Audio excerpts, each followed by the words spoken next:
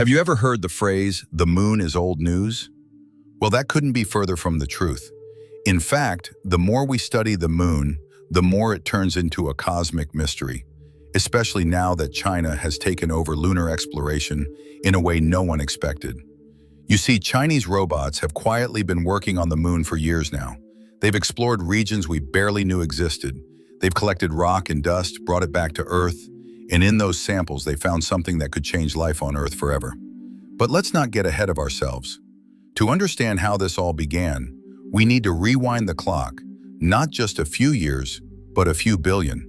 Because to know the moon, you have to understand its strange relationship with Earth. Venus is our closest cousin in the solar system, nearly the same size, same mass, but no moon. Mars, half the size of Earth, with two tiny moons that look more like asteroids than satellites. Jupiter has moons the same size as ours, but it's 318 times more massive. Earth, meanwhile, has a moon that's too big, too heavy, and too suspiciously similar to itself. When Apollo astronauts first brought back lunar rocks in the late 60s and early 70s, scientists were shocked to find they looked nearly identical to Earth rocks. If the moon had formed separately, that shouldn't be possible.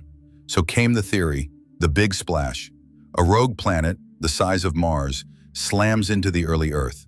The collision liquefies both bodies, sending debris into orbit that eventually coalesces into the moon.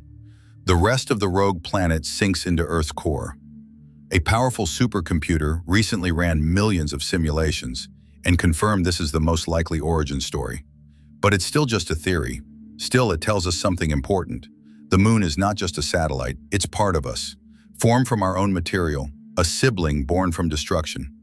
And this shared history is why every discovery made up there feels so personal down here. It's like uncovering the pages of a lost family photo album, one mission at a time. What's not theory is what China is doing on the moon right now. Over the past 5 years, China has become the global leader in lunar exploration. With robotic missions like Chang'e 4, 5, and 6, they've reached places NASA never could, including the far side of the moon. And yes, for the record, the far side is not the dark side, it gets sunlight. It just never faces Earth. The terrain is different there. Unlike the near side, which is covered in volcanic plains, those dark patches you see from Earth, the far side is pale, rugged, and riddled with impact craters. Something's different under the surface. This raises a fundamental question. Why is one side of the moon so different from the other? It's almost like the moon has two personalities, one familiar and calm, the other rough, battered, and distant. In January 2019, China's Chang'e 4 became the first spacecraft to land on the far side. It deployed the U-22 rover into the South Pole Aitken Basin, a colossal crater nearly 2,500 kilometers wide. This impact zone may have exposed rock from deep within the moon's mantle, the first time such material has ever been studied directly. Imagine looking into a scar that cuts all the way through the skin, the muscle, the bone, right into the core. That's what the Aitken Basin is, a look into the moon's hidden history. In 2021, U-22 photographed something strange, a cube-shaped object in the distance. For a moment, imaginations ran wild. Was this a monolith?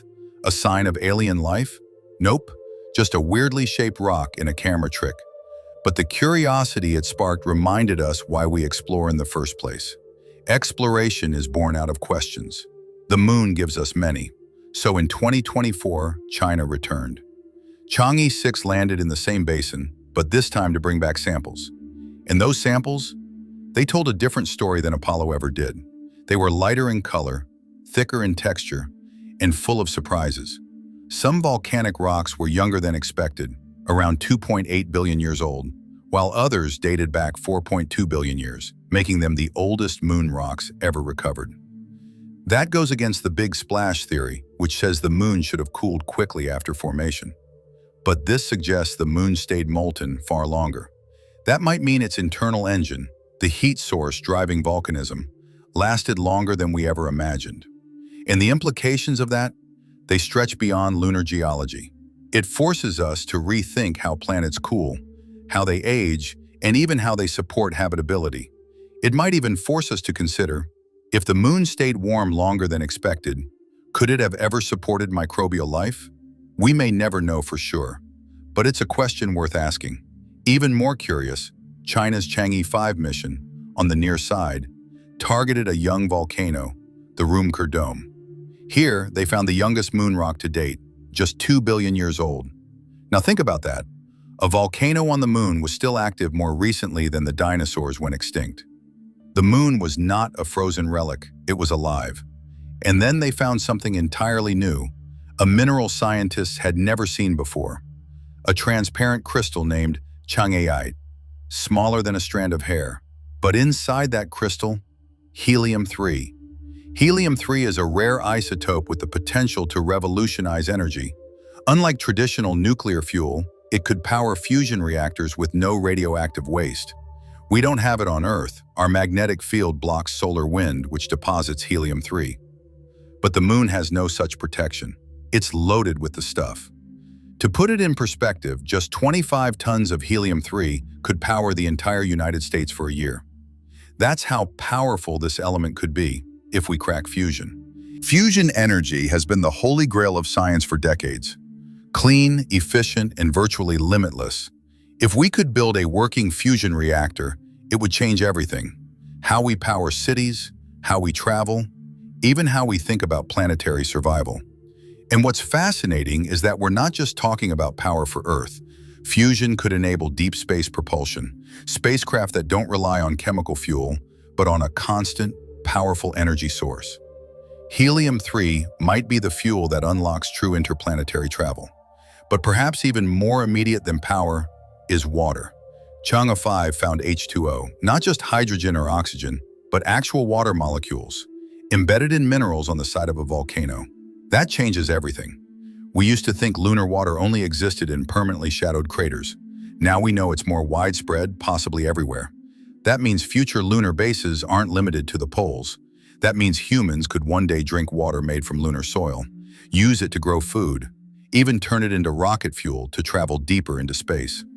Water isn't just about hydration, it's about independence. The more we can extract and use from the moon, the less we have to carry with us. And yes, that's the long game here. These Chinese missions aren't just for science, they're for settlement.